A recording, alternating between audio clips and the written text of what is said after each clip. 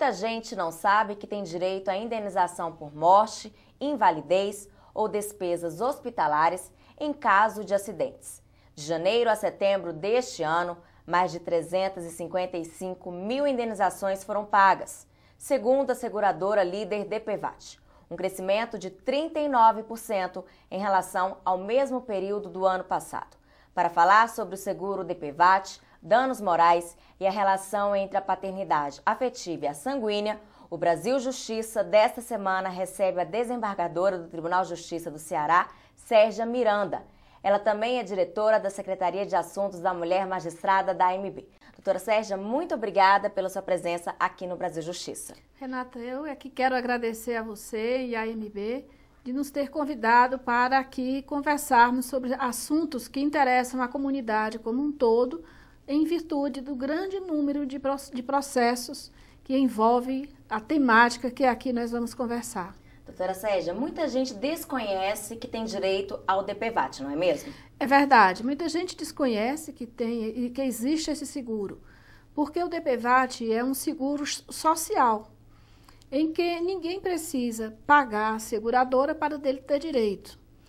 A verba originária do seguro DPVAT, ela vem daquele seguro obrigatório que todos que têm carro recolhem no momento de emplacamento. Então, o seguro DPVAT, ele tem por objetivo amparar as vítimas de acidente de trânsito em veículo automotor, quer sejam carros pequenos, esses que nós trafegamos todos os dias, quer sejam caminhões, quer sejam motocicletas. Então, o seguro DPVAT tem esse objetivo social de amparar essas vítimas. Mas quais são os danos que o seguro cobre? O seguro DPVAT, ele cobre os danos pessoais à vítima, como a morte, a invalidez. Ele não cobre, como algumas pessoas chegam a pensar, nenhum prejuízo material. Por exemplo, o carro que amassou, a moto que se deteriorou com o acidente, o DPVAT não serve para esse tipo de dano. Ele serve, sim, para aquele que foi vítima do acidente de trânsito. O prazo para fazer o pedido de indenização é de 3 anos a partir da data do acidente, a partir da data do acidente, porque o DPVAT ele está regulado pela lei consumerista, pelo Código de Defesa do Consumidor e, portanto, ele, segundo decisões do STJ, reiteradas do STJ, o prazo de decadencial é o prazo do direito do consumidor, do que está no Código de Defesa do Consumidor. É um prazo um pouco longo, né? É um prazo um pouco longo, mas é um prazo razoável se nós considerarmos o tamanho e a extensão do Brasil, né? E nós considerarmos que muitos acidentes que acontecem no interior dos estados, nas cidades pequenas, onde as pessoas têm pouco acesso à informação, muitas vezes essas informações chegam já bem mais tarde do que aquelas que estão nas capitais. Portanto, é um prazo para nós, assim, que todo dia manuseamos com esse tipo de causa, é um prazo razoável. Agora, são 3 tipos de indenizações para receber o DPVAT. Apenas a de morte é fixo, R$ 3.500, é isso? Exatamente. O seguro DPVAT cobre os acidentes em que ocasionam morte, e o valor máximo, que é o da morte, é R$ 13.500. Cobre também a invalidez permanente, que pode ser até R$ 13.500. A depender de cada tipo de invalidez resultante à vítima, porque nós não podemos comparar, por exemplo, a pessoa que no acidente de trânsito teve um dedo machucado com aquela que perdeu uma perna, por exemplo. Então, essa estimativa de até R$ 13.000, né, é em decorrência da gravidade do acidente. E também as chamadas despesas médicas até R$ 2.700 em valores de agora. A solicitação do DPVAT para pedir, acompanhar e receber, ela é de graça e não precisa ser feita com intermédio de terceiros, né? É outra facilitação para o que é amparado pelo DPVAT, ele não precisa de advogado, e isso é muito importante que a comunidade saiba. Porque existem pessoas que acham que tudo aquilo que vai ao judiciário precisa de um advogado. Mas o DPVAT, ele é um seguro administrativo em que, ocorrendo o acidente, nesse prazo de 3 anos que nós acabamos de falar, a pessoa vai à seguradora, leva os documentos comprobatórios do fato, como, por exemplo, a notícia crime, porque todo acidente ele é noticiado à polícia, leva também a comprovação do exame de corpo de delito que foi feito da vítima, comprovando que ela sofreu dano, leva à seguradora e faz o pedido administrativo e obtém administrativamente esse pedido. Hoje em dia, o que se discute no judiciário é muito mais o valor pago administrativamente pelas seguradoras do que se questionar a não existência ou não amparo desse seguro. Agora, eu queria aproveitar esse momento, Renata, para pedir, fazer uma solicitação às pessoas que evitassem fraude ao DPVAT. É muito comum nós vermos a imprensa noticiar fraude ao seguro DPVAT, até por malícia, às vezes, de determinados profissionais que eticamente ainda precisariam passar por alguma reciclagem, porque os valores do recolhimento do seguro DPVAT que sobram anualmente, eles ajudam na sustentação do SUS, né? Eles vão para a saúde. Então, fraudar o DPVAT é retirar da saúde uma verba que é muito importante hoje no país. Muito obrigada. No próximo bloco, a desembargadora do Tribunal de Justiça do Ceará, Sérgia Miranda, vai falar sobre os danos morais. Não saia daí, o intervalo é rapidinho. A Escola Nacional da Magistratura, a AMB, a Escola Nacional de Formação e Aperfeiçoamento de Magistrados, a Brasilcom e a Secretaria Nacional do Consumidor realizam o curso O Sistema de Defesa do Consumidor, Atuação Administrativa e Judicial. 200 vagas estão disponíveis no curso, que será realizado entre os dias 24 e 26 de abril, no auditório da Infam, em Brasília. A inscrição pode ser feita até o dia 20 de março. Mais informações no site enm.org.br.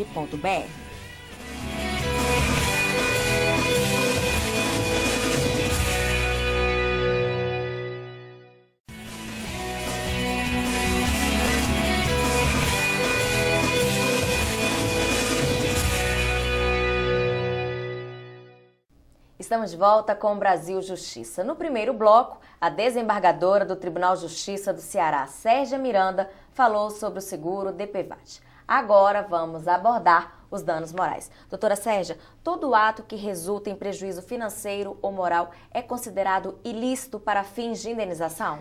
Renata, nós não podemos generalizar, mas existem requisitos que a lei civil prevê. E esses requisitos, quando ocorrem no mesmo ato, eles são passíveis de indenização. São basicamente a conduta danosa praticada pelo agente. A conduta precisa ser uma conduta ou danosa pela culpa ou pelo dolo. Precisa que haja um dano efetivo e que haja um liame entre aquela conduta, né, e o dano que o agente sofreu. Então, nós não podemos generalizar e dizer que toda essa conduta é preciso haver a presença desses requisitos para que o dano seja indenizável, quer seja material ou moral. E qual é a diferença entre o dano material e moral? É importante, já que nós estamos falando para uma comunidade tão grande e comunidade de pessoas que precisam compreender muito mais o direito, a diferença do dano material para o moral é que o dano moral, ele está na esfera íntima das pessoas. Ele afeta a psicologia, a psique da pessoa, como a intimidade, né, como a honra e a dignidade das pessoas. Enquanto o dano material, ele é quantitativo. É o prejuízo, efetivamente, que alguém sofre em decorrência de um ato lesivo de terceiro, de um ato lesivo do agente. Então, essa diferença é muito importante, tanto com relação ao processo, quanto para se apurar valores. E como é que o juiz faz para estimular o valor do dano moral? Essa é uma das atividades mais difíceis que nós enfrentamos todos os dias, porque é muito difícil para o juiz adentrar a intimidade de alguém e quantificar quanto essa intimidade foi sofrida. Mas nós temos que fazer. Não existe uma tabela. O que existe são parâmetros dados pela doutrina e pela jurisprudência dos tribunais superiores, onde o juiz precisa observar cada caso individualmente e avaliar cada caso para poder estimar esse dano moral. O parâmetro basilar é a capacidade econômica das partes, né, envolvidas no caso. Então, nós não podemos comparar, por exemplo, um dano moral efetivamente sofrido por uma empresa de grande porte, uma pessoa jurídica, que, por exemplo, chegou a falir ou chegou a sofrer graves prejuízos na sua vida, chegando a, quem sabe, até bater portas e tirar emprego de pessoas, né? Com dano mais leve, sofrido por alguém que, por exemplo, teve o nome lançado no rol dos inadimplentes, que hoje é um prejuízo moral, efetivamente, mas que são parâmetros diferentes, por isso é que os danos morais também são avaliados de forma diferente. E por que alguns juízes concedem valores tão altos de danos morais? Os juízes observam exatamente esses parâmetros, a capacidade econômica das partes, o dano efetivamente causado. Então, quando se diz que os juízes avaliam muito alto os danos morais, na verdade, é preciso conhecer o processo para saber se o juiz cometeu esse deslize, né? Algumas vezes, nós arbitramos valores importantes porque o prejuízo foi muito importante. Uma pessoa, por exemplo, que foi presa e no cárcere, uma pessoa que foi presa inocentemente e no cárcere adquiriu AIDS. É claro que o dano moral dessa pessoa há de ser avaliado muito maior do que aquela que teve o nome lançado no rol dos inadimplentes, né? É também muito maior, por exemplo, a avaliação que nós estimamos de uma pessoa que vai a um laboratório e recebe um exame positivo de AIDS. E dali em diante a sua vida muda completamente, né? Para daqui a 1 ano ou 2 saber que aquele exame está errado. Então, são prejuízos diferentes, esferas da intimidade violadas de forma diferente, e os juízes, todos nós, quando vamos fazer essa avaliação, consideramos isso. Agora, quando o consumidor sofre algum constrangimento, ele pode ser indenizado ou não? Pois é, depende do tipo de constrangimento. Nós já tivemos, assim, coisas muito jocosas, como, por exemplo, comprar um produto e aquele produto não é aquilo que você comprou. Ele vem com defeito oculto, ele vem com vício oculto, então cada caso é examinado de per si. Muito obrigada. Mudando de assunto, o 21º Congresso Brasileiro de Magistrados da MB contou com a presença do vice-presidente da República, Michel Temer, do ministro Aires Brito e demais autoridades dos poderes judiciário e executivo. Cerca de 1.600 pessoas participaram do evento que discutiu o magistrado no século XXI, agente de transformação social. Na solenidade de abertura, o presidente da MB incentivou a reflexão sobre o perfil do magistrado no século XXI. Já o presidente da Associação dos Magistrados do Pará apontou em seu discurso a realidade, os desafios e as dificuldades da magistratura atual. O tema desse congresso, o juiz como agente de transformação social, ele nos chama a atenção para aquilo que fez o Supremo Tribunal Federal, abrindo um espaço, uma nova interpretação para mostrar que no Brasil de hoje não há ninguém acima da lei. Foi extremamente gratificante, emocionante ver aquele que eu considero o eterno presidente do Supremo Tribunal Federal, Aires Brito, porque em pouco tempo foi intenso a sua atuação.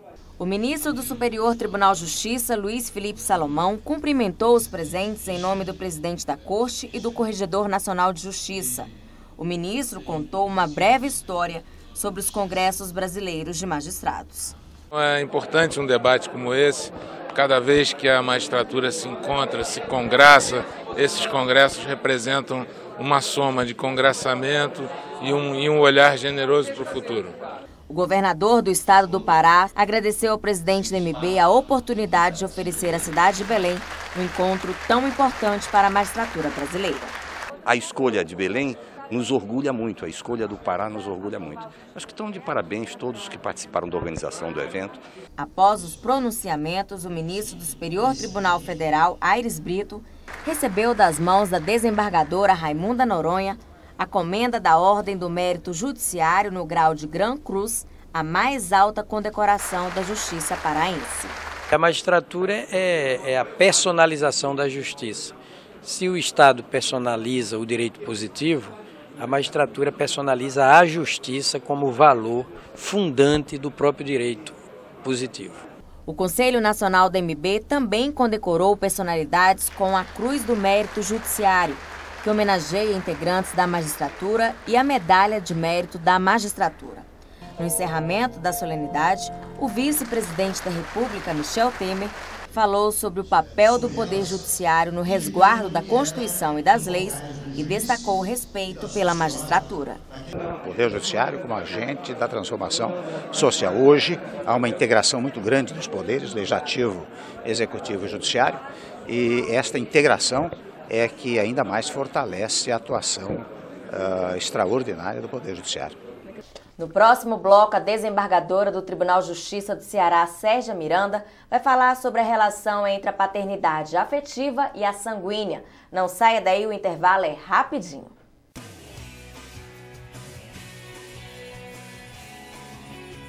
A Escola Nacional da Magistratura, AMB, o Tribunal de Justiça de Alagoas, a Escola Superior da Magistratura de Alagoas e a FGV Direito Rio promovem o programa de capacitação em Poder Judiciário entre os dias 13 e 17 de maio em Maceió.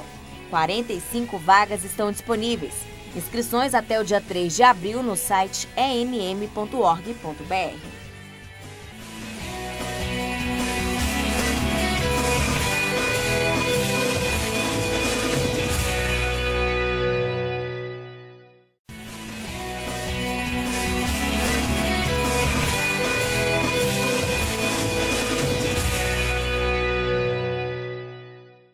Estamos de volta com o programa DMB, o Brasil Justiça. Nos 2 blocos anteriores, conversamos sobre o seguro DPVAT e os danos morais. Agora, a desembargadora do Tribunal de Justiça do Ceará, Sérgia Miranda, vai falar sobre a relação entre a paternidade afetiva e a sanguínea. Doutora Sérgia, a gente tem acompanhado que várias decisões estão valorizando mais a paternidade afetiva do que a sanguínea. Explica pra gente até onde o judiciário interfere nesse assunto.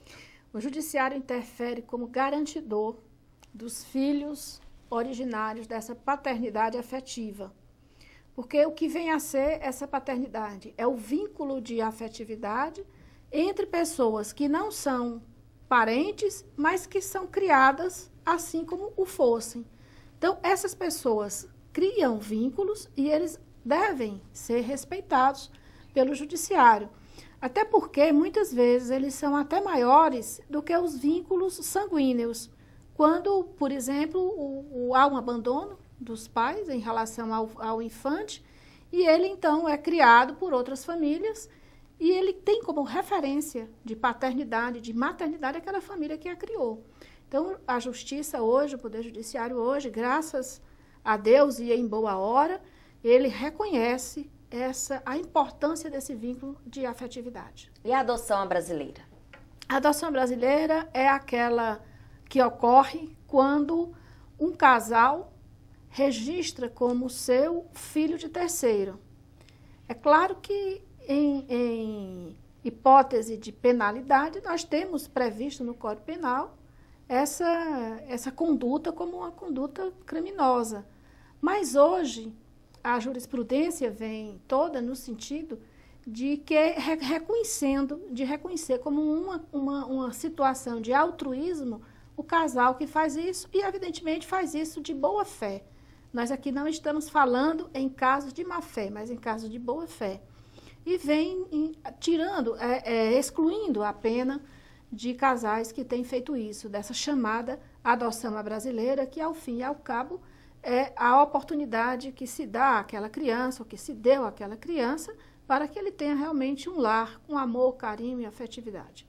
No caso da adoção brasileira que a senhora acabou de explicar, quais são os direitos da criança quando acontece a separação do casal? Isso é uma coisa muito importante, porque muitas vezes o casal adota uma criança nessa situação, na verdade, ele reconhece como filho, que é diferente, e quando separa, vai ao judiciário pedir um exame de DNA, pedir uma negatória de paternidade, para dizer que aquela criança não é seu filho e que não vai pagar pensão alimentícia.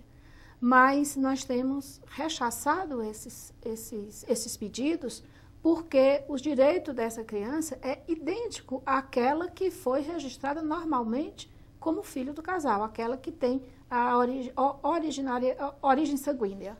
Quando a mulher ou o homem chega ao seu segundo casamento, pode haver adoção pelo cônjuge que não é pai e mãe? A Constituição de 1988, ela modificou muito o panorama familiar no Brasil. E essa questão é uma questão hoje bastante recorrente nos nossos tribunais. Mas há de se ver que a paternidade do filho que chega no segundo casamento, ela é preservada. O pai ou a mãe continua sendo o mesmo do primeiro casamento. A questão de poder ou não haver adoção é muito relativa. Então, nós não podemos, assim, fechar uma questão em relação a isso, porque o filho continua sendo filho do seu pai e da sua mãe que o originou. Inclusive, as responsabilidades com relação à alimentação e com relação aos direitos sucessórios também permanecem. Então, esse panorama hoje é importante o segundo casamento, principalmente, Renata, com relação à afetividade, porque é gerada um amor, um carinho muito grande, na maioria das relações, claro, entre o filho do primeiro casamento e o cônjuge do segundo casamento, quer seja ele, quer o pai ou a mãe, em virtude da convivência. Então, esses liames hoje são tratados de forma muito especial pelo direito. E o judiciário, ele funciona como garantidor dessas relações. Muito obrigada. Chegou a hora da gente conhecer no quadro Vida de Juiz um pouco da trajetória dos magistrados. Meu nome é Maria Elizabeth Rocha, eu sou ministra do Superior Tribunal Militar. Eu integro a Corte desde o ano de 2007 por indicação do presidente Luiz Inácio Lula da Silva e sou a primeira mulher em 204 anos a compô-la. A dica que eu dou ao jovem estudante de Direito que pretende seguir a bela carreira da magistratura é estudar muito, se dedicar com afinco ao direito e, sobretudo, nunca desistir dos seus ideais e acreditar que podem transformar o mundo num lugar melhor. Agradeço a desembargadora Sérgia pela entrevista. Eu quero agradecer a vocês novamente, dizer que nós estamos à disposição para outros momentos, discutir outros temas, porque isso que interessa à comunidade, que interessa ao povo, principalmente aqueles que nos procuram, né, para que nós possamos ajudá-los a resolver os conflitos. O nosso programa termina aqui. Se você quiser sugerir algum tema, escreva para o nosso e-mail brasiljustiça@amb.com.br. Muito obrigada pela sua companhia e até o próximo.